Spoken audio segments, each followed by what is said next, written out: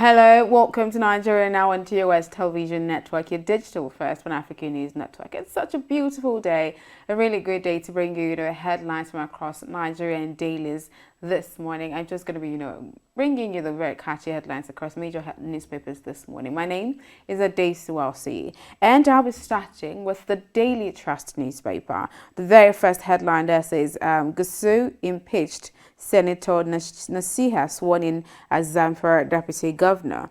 We lost 54 billion naira to flight cancellations, bird strikes. That's coming from Nigeria Airlines. So, the fare hike, the hike in the prices of tickets for domestic airlines charactered over 100%.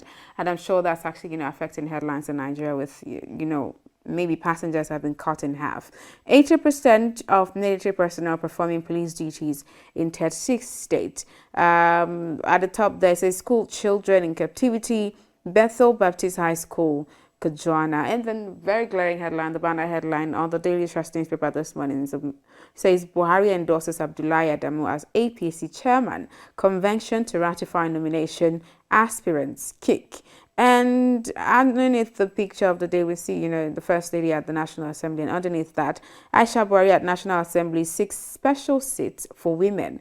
Agric intervention, federal government to buy 2 billion naira cattle for Taraba. I was led by spirit pastor held for rape, says.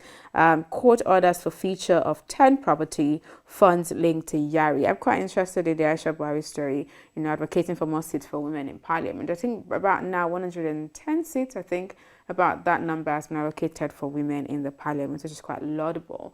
Moving away from that to the Blueprint newspaper. The very first headline is on Zamfara, and it says 24 hours after panel report, Senator Nasiha sworn in as deputy governor. Why we impeached Gusau speaker. If you want to know that story, just read up on it on page 6 of the Blueprint newspaper. Affirmative action. Aisha Buhari storms parliament. That's the National Assembly, reserves 111 seats for women, 37 in Senate, 74 in the House of Reps. Greater women participation or guarantee stability. That's coming from Senator Hamid Lawan.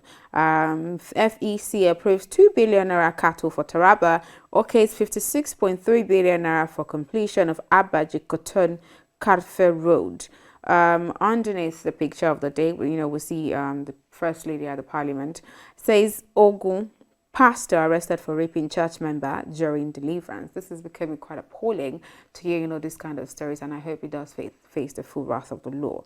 And on page 21, police retirement benefits may gulp 1.84 trillion naira under defined scheme. That's coming from Pencom. Page 8, federal government increases feeding of school pupils to 100 naira each. Buhari sent electoral bill on Friday. Yeah, that was supposed to happen yesterday, but it has been moved to Friday. So it's been a back and forth as to whether the president's going to assent to the new, electoral amendment bill. And we're just waiting for tomorrow to see, the decision of the president on that one. Use your experience to strengthen INEC. Yakubu tells commissioners, the REC, on page 18. First Bank boosting SMEs growth and national economy through loan products. And on page 22, Fidelity Bank restates support for CBN forest reparation policy. And that's it for the Blueprint newspaper this morning. And on the Nigerian News Direct, the first headline is on 5G, internet network in Nigeria. It says NCC may roll out 3 additional licenses before 2024. That's coming from Dampata. And NLNG appoints Ogunleye Deputy Managing Director. Fidelity Bank Game 5 promo. 10 more customers become millionaire.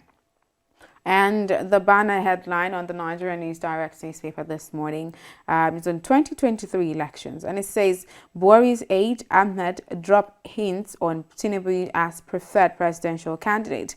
Buhari, Tinubu are brothers. Nobody can come between them. That's from Jibrin Abdul Momin. And as Tinubu extend consultation visit to Unit today. So there's been a back and forth about that. When 2023 general elections is just around the corner, and it's been gathering dust, and then Tinubu's interest basically in becoming Nigeria's president has also been raising eyebrows, and there's been a back and forth about that one.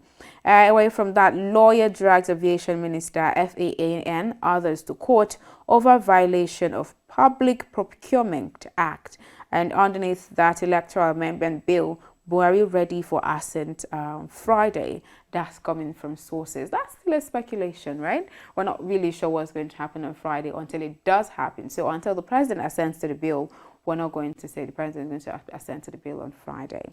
And then moving away from there to the Business Day newspaper this morning, the very glaring headline, the banner headline there, it says BUA Foods Notori UPDC on track to sell controlling shares. Here are banks that offer loans without collateral. So if you're interested in getting a loan for your business and that project, and then you do not really have a collateral, you might want to read up on that one, to get the list of banks where you can just get loans from without, the hassle of having to get a collateral, to submit to the bank. That's on page 20 of the Business Day newspaper, so you can read up on that one. Nigeria suspends planned Eurobond sale over market condition. That story is on page 2.